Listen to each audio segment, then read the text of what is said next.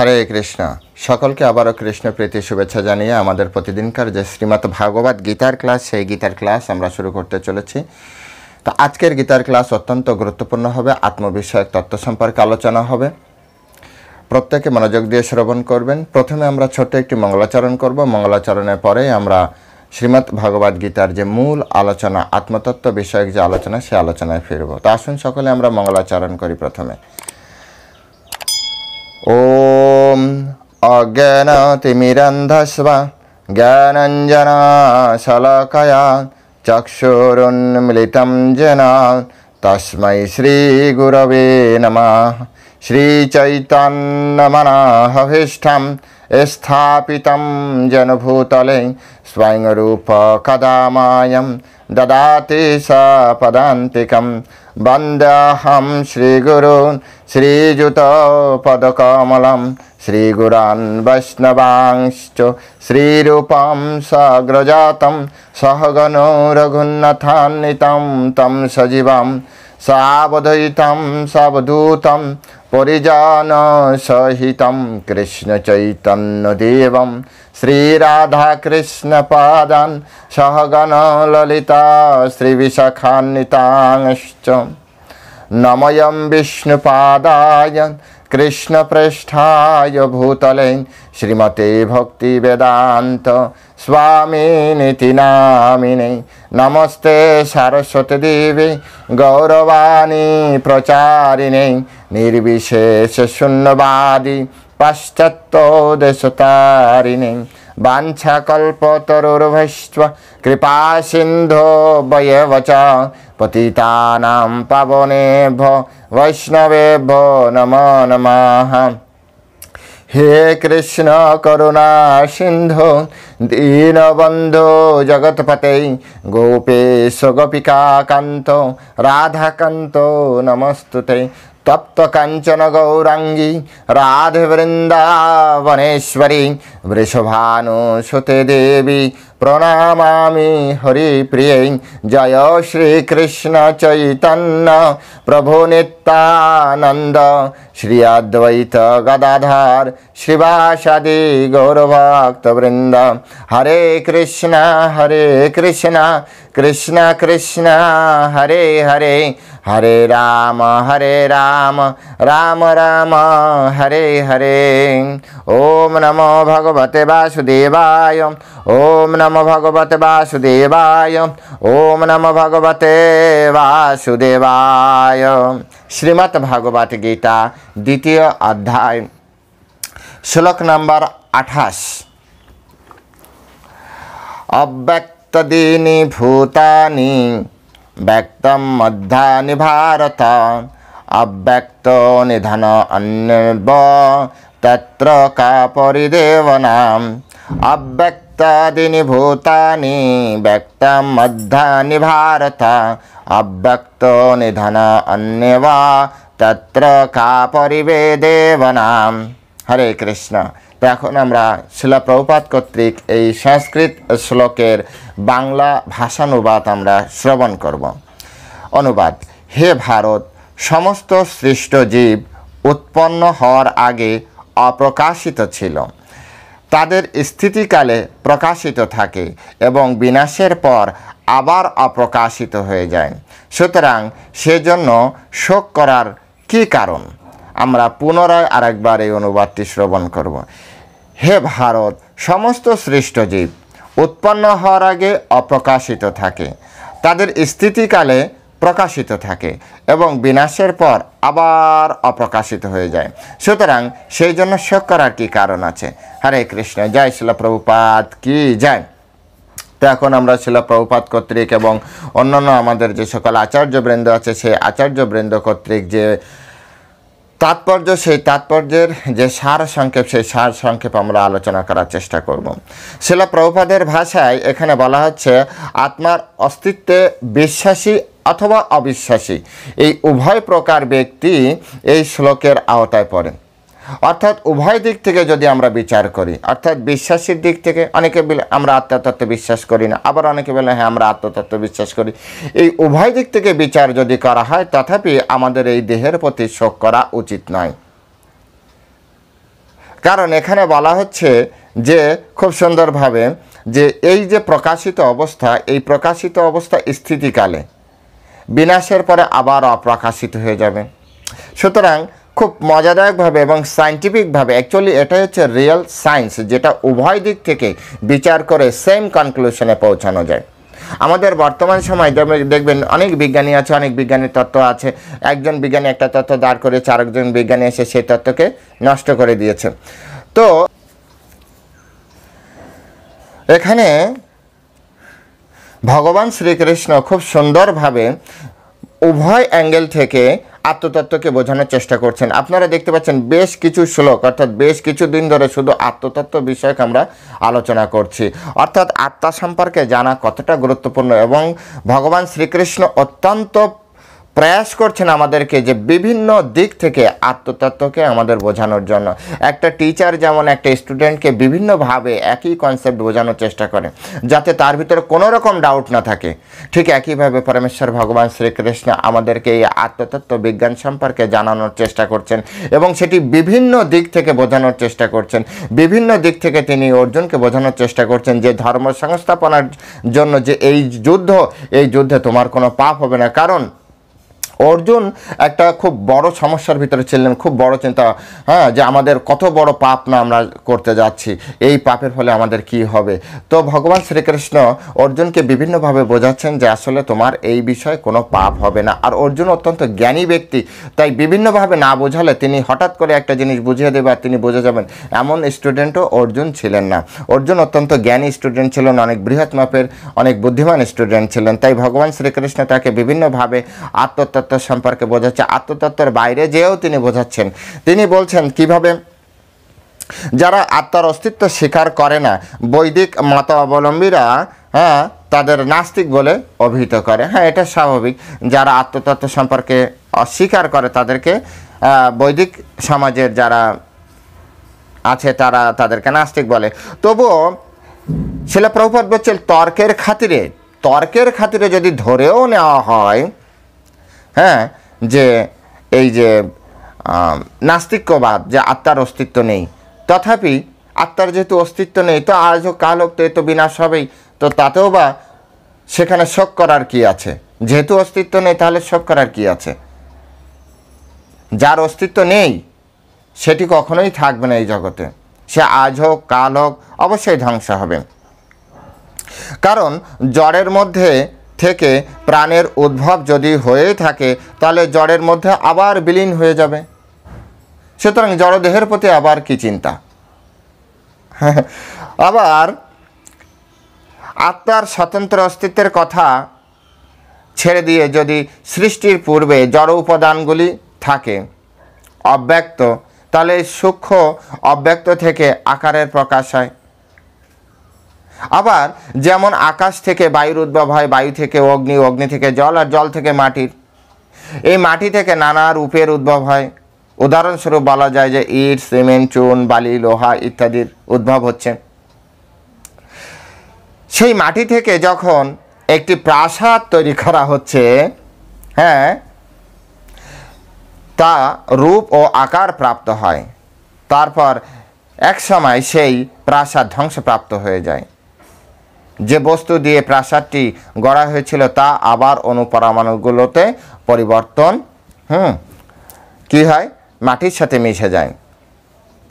শক্তির যে নিত্যতা সূত্র, সেই সূত্র অনুযায়ী শক্তি ঠিকই থাকে, কারণ প্রাসাদ বা বিল্ডিং ধ্বংস হয়ে যাচ্ছে, সেগুলি আবার মাটির সাথে মিশে যাচ্ছে। অর্থাৎ শক্তি নিত্যতা সূত্র অনুযায়ী শুধু শক্তি তার রূপের পরিবর্তন করে মাত্র। তাহলে এই জড়দেহের যে আত্মা আছে, সেই আত্মার যদি অস্তিত্ব অস্বীকার করি তাহলে এই জড়দেহ একটি শক্তির দ্বারা পরিচালিত হচ্ছে, এবং এই জড়দেহ ধ্বংসের পরে সেই শক্তিতেই আবার পুনরায় সে চলে যাচ্ছে। সেক্ষেত্রেও এই দেহের প্রতি শোক করার আমাদের কোনো দরকার নেই। আবার যদি বলা হয় যে না, আমি আত্মার অস্তিত্ব বিশ্বাস করি, তাহলে এই দেহ তো অবিনশ্বর নয়, নশ্বর। এই দেহ আজ হোক কাল হোক ধ্বংসপ্রাপ্ত হবে, এবং আত্মা তার স্বরূপে, যারা আত্মতত্ত্ব জানে, এর আগে আলোচনা করা হচ্ছে, আত্মা তার স্বরূপে অবস্থান করে, তাহলে স্বরূপে আত্মা ঠিক জায়গায় থাকবে, তাহলে সেক্ষেত্রেও তার কোনো অসুবিধা নেই। অর্থাৎ উভয় দিক থেকে বিচার করতে গেলে আমাদের শোক করার কোনো, শরীরের প্রতি আসক্ত হয়ে শোক করার কোনো দরকার নেই। ভগবান শ্রীকৃষ্ণের এটি হচ্ছে মূল শিক্ষা, যে তুমি যদি উভয় দিক থেকে বিচার করো, উভয় দিক থেকে বিচার করলেও আত্মার অস্তিত্ব অথবা আত্মার অস্তিত্ব অস্বীকার করে তুমি যদি বিচার করো, তথাপি তোমার এই দেহের প্রতি শোক করা উচিত নয়। কারণ এ আজ হোক কাল হোক ধ্বংসপ্রাপ্ত হবে, ধ্বংস হয় সে আত্মায় ফিরে যাবে, আর তা না হলে শক্তিতে ফিরে যাবে। সুতরাং উভয় দিক থেকে একই রকম। আর আমরা যদি ভগবদ্গীতার বৈদিক সিদ্ধান্তকে মেনে নিই, শিলা প্রভুপাদ বলছে, অর্থাৎ অন্তবন্ত ইমে দেহা, এই জড়দেহটি কালের প্রভাবে বিনষ্ট হয়ে যাবে, নিত্যশক্ত শরীরিণী, কিন্তু আত্মা বিনাশ হবে না। অর্থাৎ বিভিন্নভাবে আত্মার তো বিনাশ নেই। তাহলে আজ তুমি যাকে ঠাকুরদা দেখছো, আজ তুমি যাকে পিতামহ দেখছো, আজ তুমি যাকে গুরুদেব দেখছো, ভাই দেখছো, এ তো শরীর মাত্র। আত্মা আছে সেজন্য তার মূল্য আছে।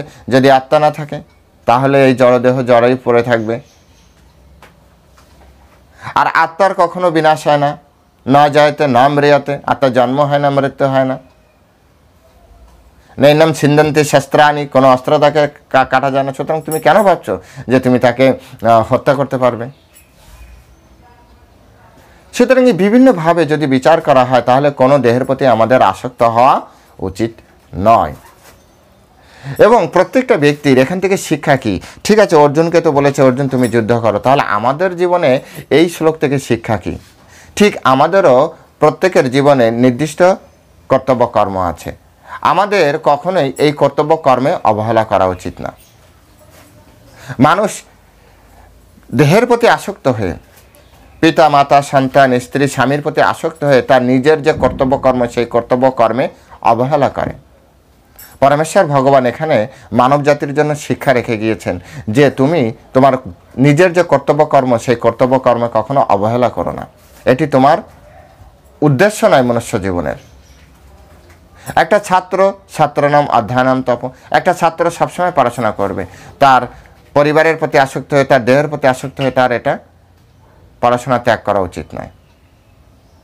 আবার একজন ধার্মিক ব্যক্তি, সাধু ব্যক্তি, তিনি তার যে জীবনধারা, সেই জীবনধারা কোনো ব্যক্তির প্রতি আসক্ত হয়ে তার জীবন দর্শন পরিবর্তন করা উচিত নয়। অর্থাৎ দেহের প্রতি আসক্ত হয়ে নিজের যে লক্ষ্য, সেই লক্ষ্য থেকে লক্ষ্যভ্রষ্ট হওয়া উচিত নয়। এখান থেকে এটি শিক্ষা। কর্তব্য কর্ম সম্পাদনের জন্য আমাদের কখনো দেহের প্রতি আসক্ত হওয়া উচিত না, কোনো ব্যক্তির প্রতি আসক্ত হওয়া উচিত নয়। আজকে আমাদের এই সমাজে বিভিন্ন ধরনের সমস্যার সৃষ্টি হয় কেন?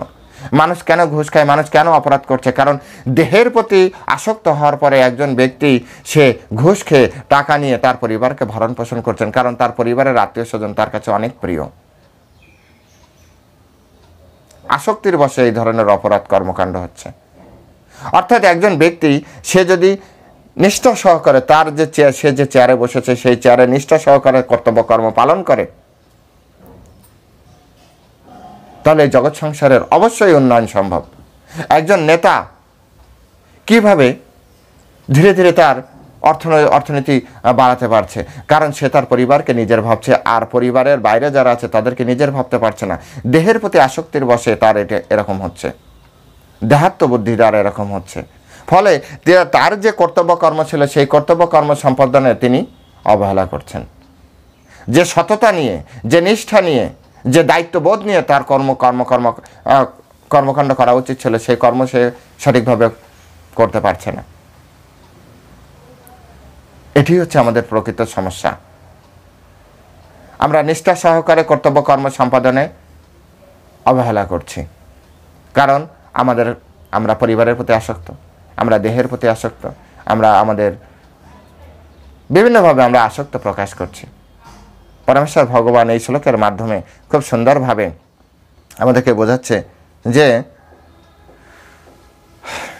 অব্যক্ত নিধানী এব অত্র কা পরিদেবনা।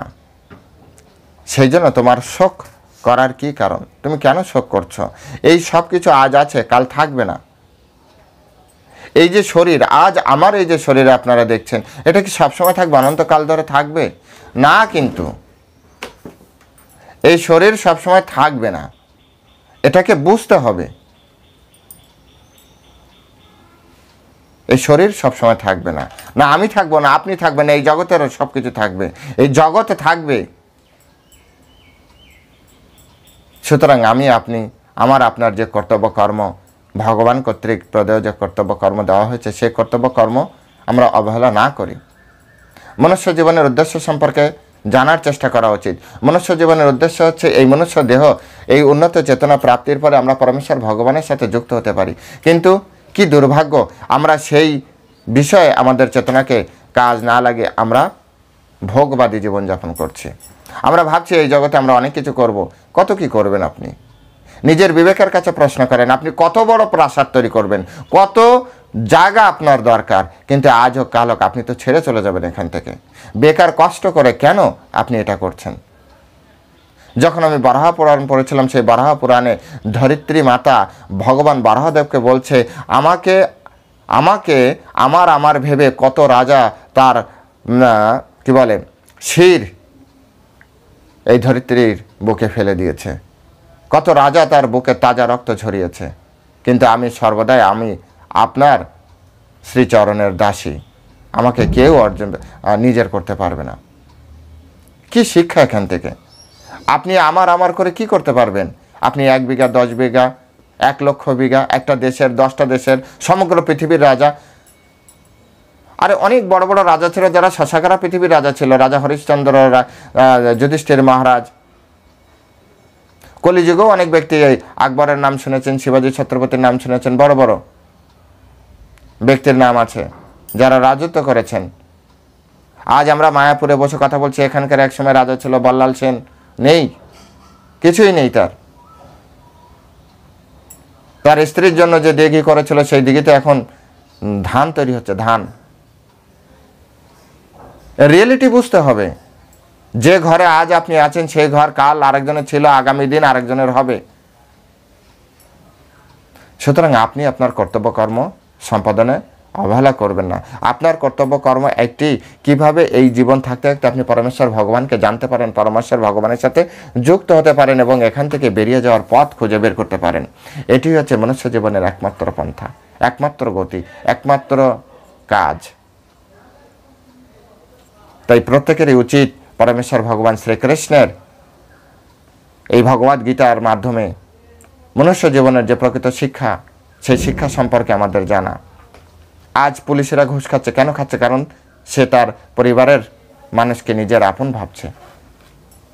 যদি আসক্ত না হয়ে তিনি শুধু তার কর্তব্য কর্ম সম্পাদন করতেন, দেহের প্রতি আসক্ত বুদ্ধি সে ত্যাগ করতেন, তাহলে এই জগতে কত সুন্দর হতো। শিলা প্রভুপাদ আরো সুন্দর সুন্দর উদাহরণ দিয়েছেন। দেহটি একটি পোশাকের মতো। আমাদের এই যে শরীর, এই যেমন এই জামাটা পরে আছে, এই জামাটা সবসময় থাকবে না। এখন ঘাম হচ্ছে, যখন আমি বেরোবো তখন এটা বাদ দিয়ে আরেকটি পরবো, এর মানে আমি ব্যক্তি চেঞ্জ হচ্ছি না। এবং এই জামার প্রতি আমাদের আসক্ত হওয়া উচিত না। পোশাকটি পরিবর্তনের জন্য কেন আমরা শোক করব? খুব সিম্পল। আপনি পোশাকটি যখন ঘেমে যাবে, নষ্ট হয়ে যাবে, তখন পোশাকটি পরিবর্তনের জন্য আপনি কেন শোক করবেন? বা সাংচি জিন্নানি যথা বিহায় নবানি গৃহ্ণাতি নারহা পরানি, এই শ্লোকের মাধ্যমে এই শরীরটা একটা পোশাকের মতো, আত্মার পোশাক হচ্ছে এই শরীর। তাহলে কেন এই পোশাকের প্রতি আপনি আকৃষ্ট হবেন? পোশাকের প্রতি আকৃষ্ট তো বাচ্চা, শিশু সুলভ ব্যক্তি হয় না, আমাকে ওটাই দিতে হবে। একটা বাচ্চা যখন দেখবেন একটা প্লেন নিয়ে খেলা করছে, আপনি প্লেনটি চাইবেন, দাও এটা আমাকে দিয়ে দাও, না আমি দিব না। এটা কাদের? এটা শিশু সুলভ মনোবৃত্তি। কোনো বয়স্ক ব্যক্তি এটা করতে পারে না, কোনো বুদ্ধিমান ব্যক্তি এটা করতে পারে না। তাই আমাদের প্রত্যেকের যে একটা চেতনার যে উন্নত পর্যায়, সে উন্নত পর্যায়ে আমাদেরকে আসতে হবে, তবেই আমরা প্রকৃত সত্য সম্পর্কে জানতে পারবো। আত্মার নিত্যতা পরিপ্রেক্ষিতে বিচার করে দেখলে সহজে বোঝা যায় যে জড়দেহ যথার্থই কোনো অস্তিত্ব নেই, এটা একটা স্বপ্নের মতো। আপনি যখনই এই আত্মতত্ত্ব সঠিকভাবে উপলব্ধি করতে পারবেন, তখন দেখবেন যে আসলে এই জড়দেহের কোনো অস্তিত্ব নেই। এই জড়দেহে আমার আপনার সাথে সম্পর্ক, এই সব কিছু একটা স্বপ্নের মতো। স্বপ্নে যেমন আমরা প্লেন চালাই, গাড়ি চালাই, এক দেশ থেকে আরেক দেশে ভ্রমণ করি, অনেক কিছু করি, কিন্তু যখন স্বপ্ন ভেঙে যায় তখন আমরা দেখি আমরা যেমন ছিলাম তেমনই শুয়ে আছি। ঠিক তেমনি এই শরীর যতক্ষণ আছে ততক্ষণ আপনি নিজের ভাবছেন, কিন্তু এই শরীর যখনই এই দেহটা ত্যাগ করবে আত্মা, তখনই সব শেষ হয়ে যাবে। শুধুমাত্র আপনি আপনার কর্মফল নিয়ে এখান থেকে যাত্রা শুরু করবেন। এই জগতে সবাই আপনারই আত্মীয় স্বজন আপনাকে পুড়িয়ে ফেলবে। কার জন্য শোক করছেন? আপনার সব থেকে প্রিয় বন্ধু বান্ধব, আত্মীয় স্বজন, স্বামী স্ত্রী আপনাকে ভূত বলবে এবং তাড়াতাড়ি যত দ্রুত সম্ভব আপনাকে পোড়ানোর ব্যবস্থা করবে। এই জগৎ এইভাবে ডিজাইন করা। আমরা মৃত্যু লোকে ফেসে গিয়েছি। এখানে সকলকে চলে যেতে হবে, যেভাবেই হোক আমাদের সকলকে এখান থেকে চলে যেতে হবে। এটা আমাদেরকে বুঝতে হবে। আমাদের জড় অস্তিত্ব তেমন আমাদের মন, বুদ্ধি, অহংকারের বিকার মাত্র। আমরা যে জড় অস্তিত্ব, সেটা হচ্ছে মনের একটা ভাব। অনেক বড় বড় সাধু আছে বৃন্দাবনে, যারা আছে তো জড় দেহে এখনো, কিন্তু যারা তাদের মন দ্বারা নিয়ন্ত্রিত না, তাদের কোনো অহংকার নেই। তারা সবসময় এই জগতে থেকেও চিন্ময় জগতে অবস্থান করছে। এনাদের দেখলেও পবিত্র হওয়া যায়। বছরকে বছর ধরে রাস্তার উপরে তারা দিন যাপন করছে, গিরি গোবর্ধন পরিক্রমা করছে, যাদের জীবনের শুধু রাধাকুণ্ড পরিভ্রমণ করছে, অন্য কোনো কিছুর দিকে তাদের খেয়াল নেই। আছে তো জড়দেহে, কিন্তু মন, বুদ্ধি, অহংকার তার ভিতরে কোনো কাজ করছে না। তো এগুলো আমাদের খুব সূক্ষ্মভাবে বোঝার চেষ্টা করতে হবে যে এই যে জড় অস্তিত্ব আজ আপনি ভাবছেন, কারণ আপনার মন আপনাকে ভাবাতে সহযোগিতা করছে। আজ আপনার ভাবছেন যে আমি, এই যে আমিত্ববোধ, অহম্বোধ, এই অহম্বোধ থেকে আমার আপনার সমস্যা শুরু হয়। বৈদিক জ্ঞান আমাদের দেহের অনিত্যতার পরিপ্রেক্ষিতে আত্মতত্ত্ব জ্ঞান উপলব্ধি করতে অনুপ্রাণিত করে। সুতরাং কেউ আত্মার অস্তিত্ব বিশ্বাস করুক অথবা আত্মার অস্তিত্ব অবিশ্বাস করুক না কেন, কোনো অবস্থাতেই জড়দেহের বিনাশের জন্য শোক করা উচিত নয়। শিল প্রভুপাদের লাস্ট কথা। আপনি আত্মার অস্তিত্বে বিশ্বাস করেন অথবা না করেন, যদি আপনি আত্মার অস্তিত্বে বিশ্বাস নাও করেন, তথাপি তো এই দেহ একদিন মৃত্যু হবেই, এই দেহ একদিন ছাড়বে। আপনি এমন কাউকে এই জগতে দেখতে মানে কোনো প্রমাণ দেখাতে পারবেন না যে অনন্তকাল ধরে এই পৃথিবীতে আছে, এমন কেউই নেই। সুতরাং সেক্ষেত্রেও আপনি নিশ্চিত যে আজ হোক কাল হোক এই দেহ চলে যাবে। কেউ 50, কেউ 60, অথবা কেউ 100 বছর, কেউ বা 200 বছর, ধরে নিন 500 বছর, কিন্তু যেতে তো হবেই।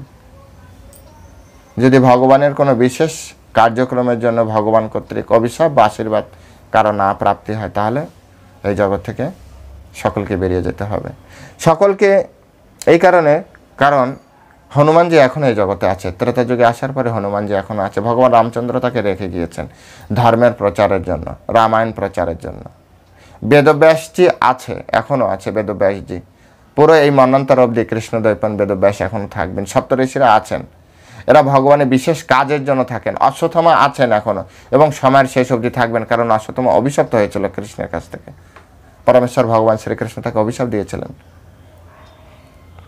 এরকম রেয়ার কেস ছাড়া, অর্থাৎ পরমেশ্বর ভগবান কারো টাইমটাকে বাড়িয়ে দিয়েছেন, হ্যাঁ, সেটা আশীর্বাদ বা অভিশাপের মাধ্যমে, এরকম ছাড়া জেনারেলি সকলকে যেতে হবে। তাই দেহের প্রতি আমাদের আসক্ত না হয়ে আমাদের কর্তব্য কর্ম অবশ্যই নিষ্ঠা সহকারে দায়িত্ব নিয়ে করা উচিত।